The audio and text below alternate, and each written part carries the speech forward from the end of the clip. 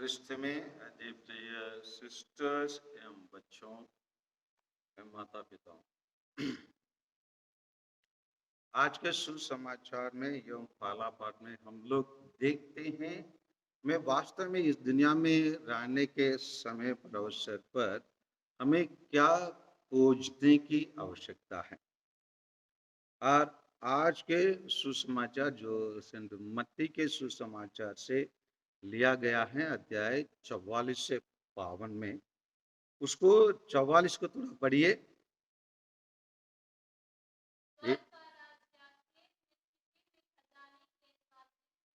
स्वर्ग का राज्य खेत में छिपे हुए खजाने के सदृश है,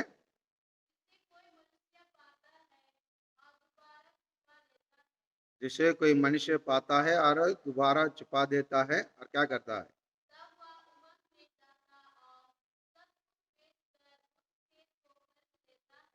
सब कुछ बेचकर उसी खेत को क्या खरीद लेता है। क्यों क्यों खरीद लेता है? सब कुछ को क्यों बेचना पड़ा? क्योंकि वो उसी चीज को, उसी खजाने को, उसी बहुमूल्य चीज को वो अन्य चीजों से बहुत अधिक मान्य समझा, महत्व समझा। इसीलिए वो सोचा कि मेरे पास जो है वो सबको छोड़ दे, केवल यही। क्योंकि यहाँ किसको तुलना किया जाता है? वो वस्तु को स्वर्ग का राज्य के साथ तुलना किया जाता है। तो स्वर्ग का राज्य हमारे लिए बहुत पहला चीज है, वस्तु है, जिसको हम पूछते रहना चाहिए। इसीलिए संत मत्ती के सुसमाचार में अध्याय 6:33 को थोड़ा खोल के पढ़िए, जहां स्वर्ग का राज्य क्या का खोजने के लिए बताया जाता है। 6:33 मत्ती के सुसमाचार।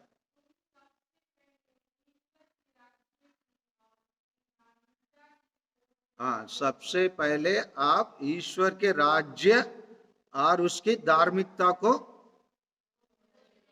खोजो, और बाकी सब चीजों, बाकी अन्य चीजों, सम्मान, पैसा, जॉब, ये सब चीजों हमें यूं मिल जाएंगे। इसलिए हमें पहले, सबसे पहले ईश्वर का राज्य और उनकी धार्मिकता। धार्मिकता क्या है? वही है जो आज के पहला पाठ में, राजाओं का पहला ग्रंथ में अध्याय 3 में हम लोग राजा सुलेमान से ईश्वर पूछता है, आपको क्या चाहिए? बोलिए। 5 को पढ़िए, 9 को 5 वचन 5 और 9, इसको पहले पढ़िए। हाँ, पढ़िए।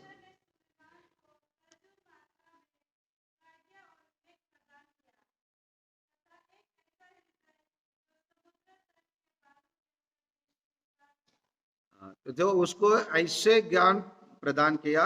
और 11-12 में आइए।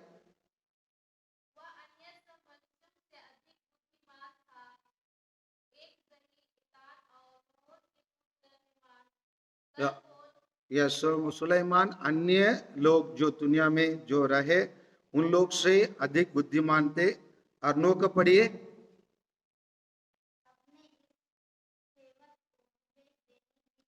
हाँ, अपने सेवक को विवेक देने की कृपा कर, वैसे वो अपने प्रजाओं को न्यायपूर्वक वो क्या कर सके? शासन कर सके। यही है मतलब धार्मिकता।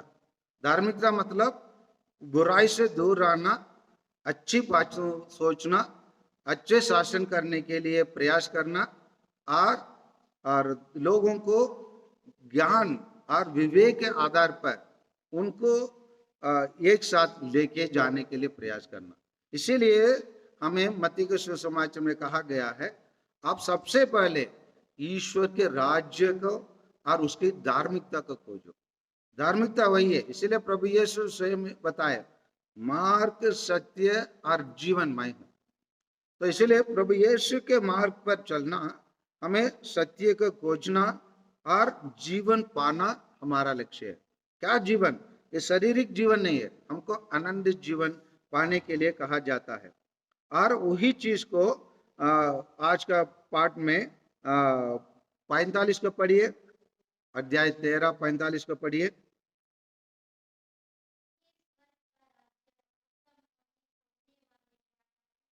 हाँ, उत्तम मोती खोजने वाले व्यापार के सदस्य है। हाँ, वो क्या करता है? एक हाँ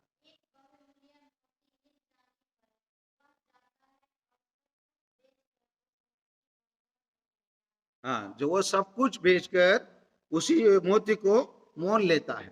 इसी को हम बहुत सारे लोग हम लोग इसे जीवन में हम देख सकते हैं।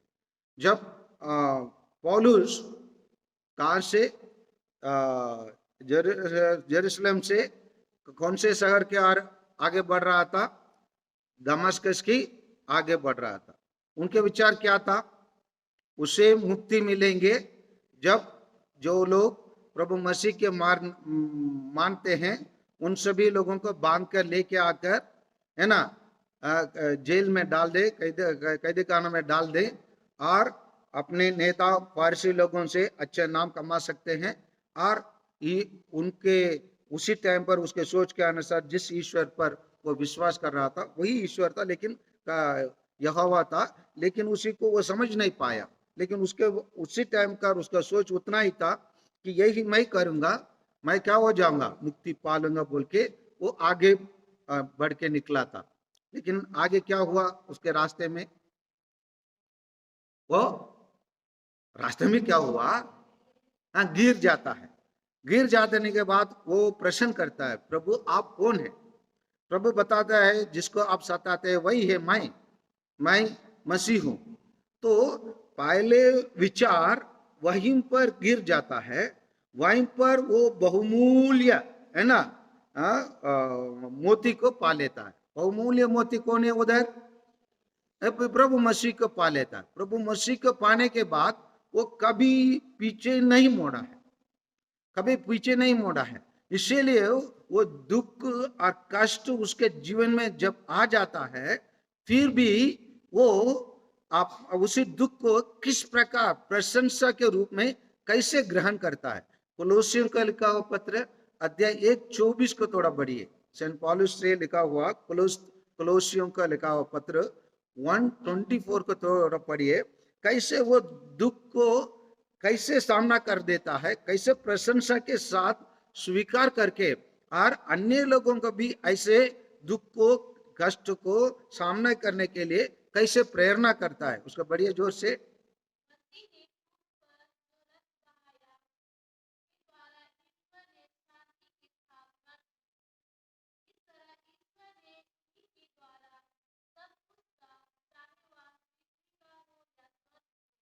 नहीं, कोलोसियों का 1:24। हाँ, इस समय आप लोगों के लिए मैं जो कष्ट, वो कष्ट है, वो नहीं बोल रहा है मैं आनंद जो पाया हूं या खुशी जो पाया हूं, वो नहीं बता रहा है। क्या बोल रहा है? कष्ट जो मैं पाया हूं उसी से क्या करता है, आगे बढ़ता है। बोलिए। हाँ, उसके कारण वो क्या है? प्रसन्न है। वो नहीं बोल रहा उसके कारण मैं दुखी हूं, हाँ मैं कष्ट में हूं, आप लोग के कारण मेरे को क्या क्या झेलना पड़ता है, इस प्रकार वो गुनगुनाया नहीं, लेकिन वो प्रसन्न हो, प्रसन्न से वो पूर्ण विराम नहीं लगाता है, आगे कुछ बोल रहा है। हाँ, पढ़िए।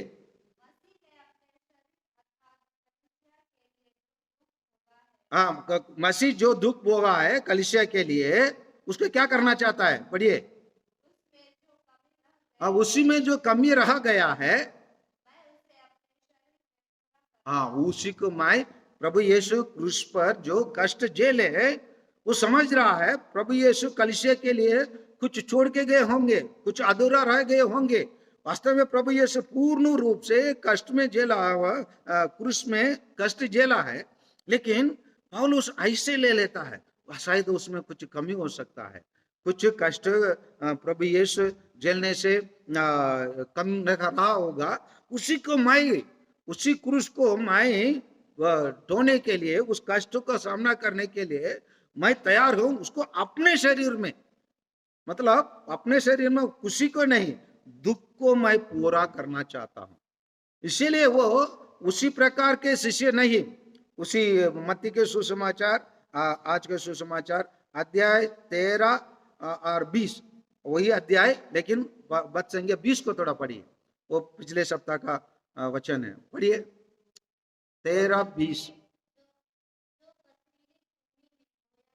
जो पथरीली भूमि में बोया गया है, ये वह है जो वचन सुनते हैं, आप प्रशंसा से ग्रहण करते हैं, अब उसमें जड़ नहीं है। क्यों जड़ नहीं है?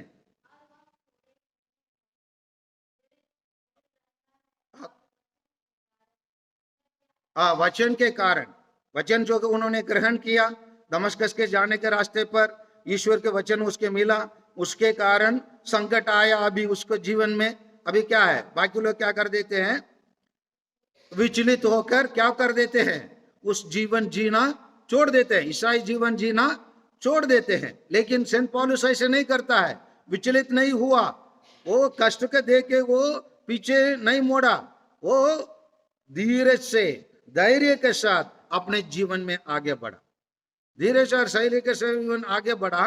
इसीलिए वो क्या कर पाया, एक अच्छे और सुंदर जीवन प्रभु यीशु के लिए जी पाए।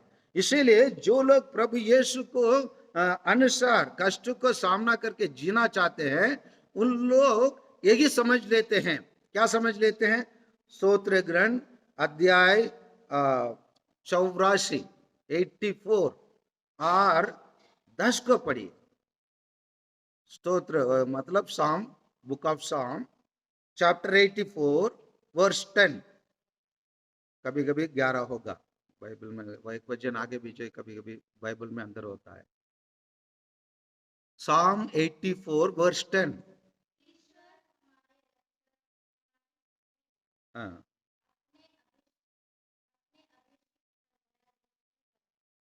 11 पढ़िए।